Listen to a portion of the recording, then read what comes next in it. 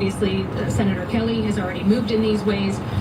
But I think I had a real epiphany in December when the first FBI inquiry paperwork came over. I had a lot of people tell me, just sit quiet, keep your head down, let Christmas happen, and this will hopefully all go away, right? And you go into Christmas break and you're not talking about politics during the holiday season.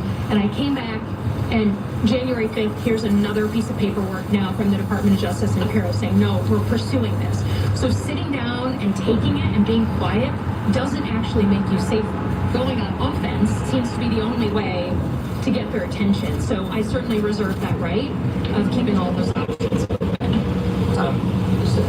You answered my question on what your legal options are going to be, but I have two questions.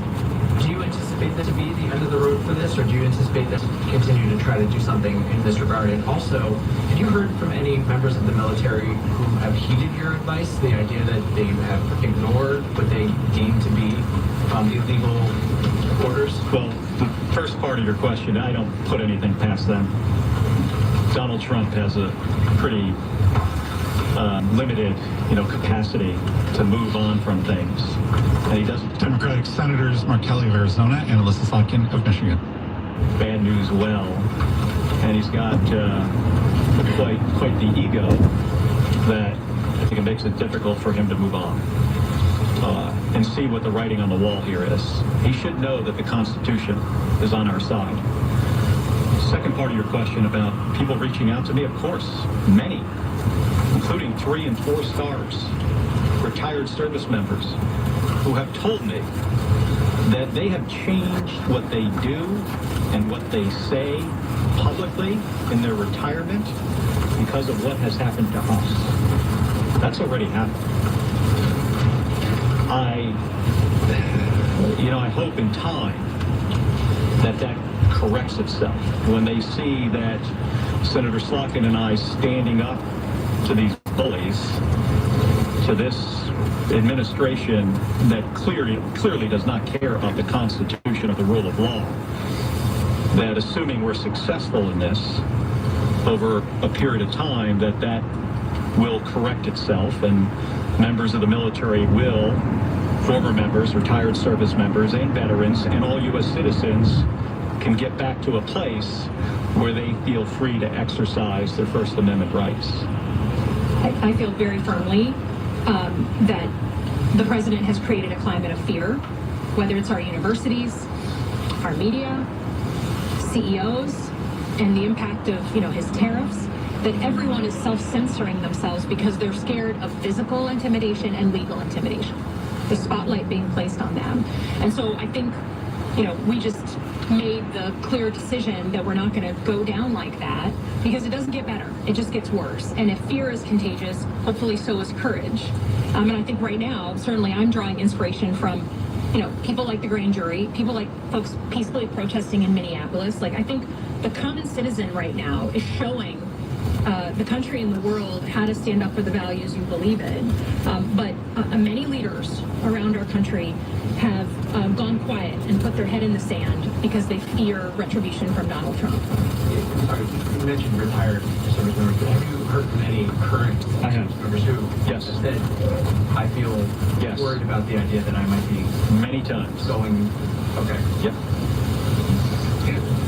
Just to follow up on what Frank was asking, have you heard from service members who have said that they have not followed orders that they believe were illegal in response to? I have spoken to people, current and former, who have dealt with this issue.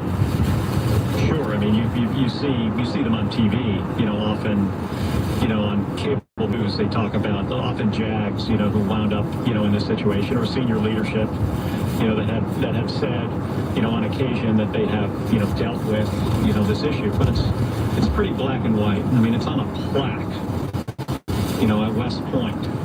When the law and orders are in conflict, you follow the law. It's something we're all taught. And I was taught about this in naval science class at the U.S. Merchant Marine Academy. Some people are reminded of this, depending on what kind of unit you were in. You're reminded of it frequently, but not everybody. It was a very simple message. But yeah, I mean, that is something that happens on occasion to people who serve, especially if they serve for a long period of time and if they serve in roles where they are, directly involved in combat operations. What would you say to someone who's not a U.S. Senator, can't go on offense if they get into a situation like this? And my second question is, what type of toll emotionally has this taken on you guys, if anything? Well, I mean, I think part of the reason, certainly I'm doing it, and I think both of us, is because if the average citizen had the physical threats and then the legal threats that we've been facing, you understand why people just go around, right? Just the ability to hire a lawyer, right? And as a senator, I have the ability to stand up a legal defense fund and help pay for the lawyer that I need to defend myself. The average citizen can't do that, right? And the average citizen doesn't get Capitol Police when there's 24/7 threats against you and your house and your family and your parents.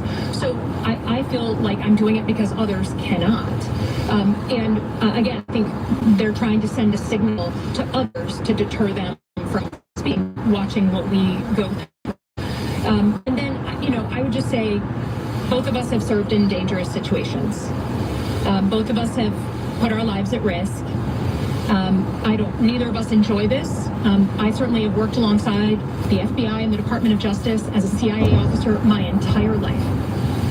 I have great respect for what the career professionals do. They keep us safe every single day. So I don't enjoy waking up and having those same organizations targeted and pointed against me for freedom of speech.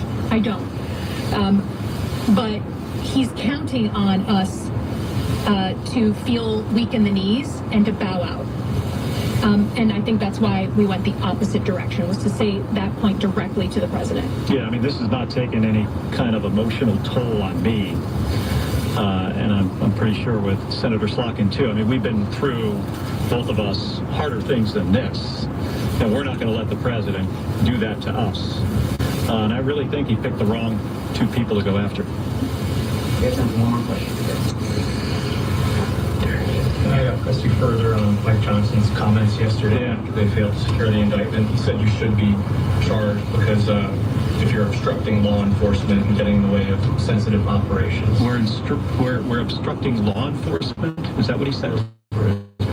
I think Mike needs to go back to his office and seriously think about what he says publicly. Maybe he was caught off guard. I'll give him maybe a little bit of the benefit of the doubt, but he should really clarify this. He's the Speaker of the House of Representatives. He's one of the most powerful people in this country. And if he's going to side every moment with this administration when they are clearly not on the side of the Constitution, I think he's got to really evaluate why he is there and who he is really serving. Yeah, I would just say, again, in 2026, I think the paradigm of leadership is on its head. If the Speaker of the House is just going to do whatever the president says in a separate branch of government, no matter whether it's right or wrong or whether it upholds our democratic values or not, then he has some lessons to take from grand jury members, from peaceful protesters, from people who understand the values of the country. And the way that some of our colleagues have ceded